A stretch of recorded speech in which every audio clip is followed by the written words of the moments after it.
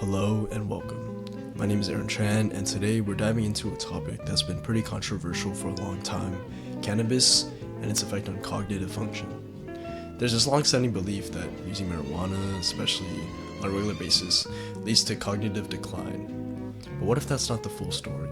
What if instead of dulling your mind, cannabis could actually sharpen it? Stick with me because we're going to be unpacking some surprising research and challenge some outdated perspectives. So let's start with the name everyone knows, Steve Jobs. A guy who helped create Apple and revolutionize technology and creativity as we know it. Turns out he was a cannabis user. In an interview, he once said, "The best way I could describe the effect of the marijuana and hashish is that it would make me relaxed and creative." Now, I'm not saying cannabis turned him into a genius, but it's worth thinking about how it influenced his approach to innovation. And he's not the only one. Countless artists, musicians, and thought leaders have spoken about the cognitive benefits they've experienced from cannabis use. But let's move beyond anecdotal evidence. What does science have to say? Well, a study from Harvard Medical School found that even after just a few months of medical cannabis use, patients actually performed better on cognitive tasks requiring executive function. Instead of getting worse, their cognitive abilities improved. That's huge because it directly contradicts the idea that marijuana inevitably harms the brain. And let's be clear, this isn't just a one-off finding. More and more studies are emerging that suggest cannabis could play a role in neuroprotection and even neurogenesis, the growth of new brain cells. That's a pretty big deal when you consider that for years, people have been told cannabis only kills brain cells.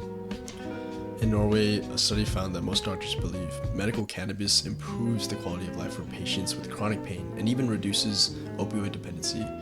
I mean, we're talking about a real alternative to some of the most addictive drugs out there. The opioid epidemic is one of the biggest health crises of our time, and if cannabis can offer a safer way to manage pain, that's something we should be taking seriously. Imagine how many lives could be saved if we prioritize cannabis over opioids for pain management. There's also research showing that cannabis can help people with anxiety, PTSD, and even appetite loss in cancer patients. The American Cancer Society acknowledges that cannabis can help people with anorexia regain their appetite. And a preclinical study suggests CBD, one of the key components in cannabis, may be effective in treating various anxiety disorders, including social anxiety and OCD. When you really break it down, cannabis isn't just about getting high, it's about providing real, tangible health benefits to people who need them. Now let's talk legalization for a second. When cannabis is legal and regulated, people actually feel safer. A Yale publication pointed out that legalizing cannabis allows for quality control and public education on proper use. That means fewer risks, fewer bad experiences, and more informed consumers. Think about alcohol. When it was illegal, people were drinking all kinds of dangerous, unregulated products. Legalization brought quality control and safer consumption.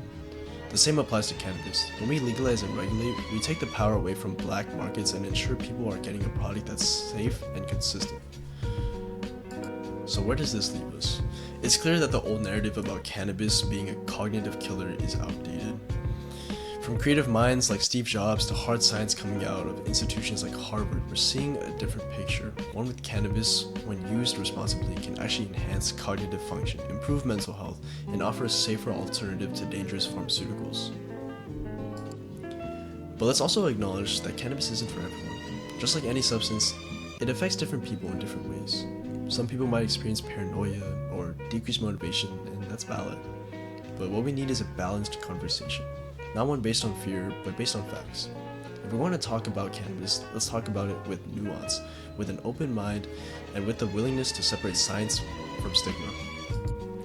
Now, I'm not here to tell you what to do, but I am here to challenge the stigma and push for a more honest conversation. Because if we're going to talk about cannabis, let's talk about it based on facts, not fear. That's it for today's episode. Thanks for tuning in, and if you found this interesting, share it and start a conversation, and let's keep pushing for a more open-minded discussion about cannabis. Catch you next time.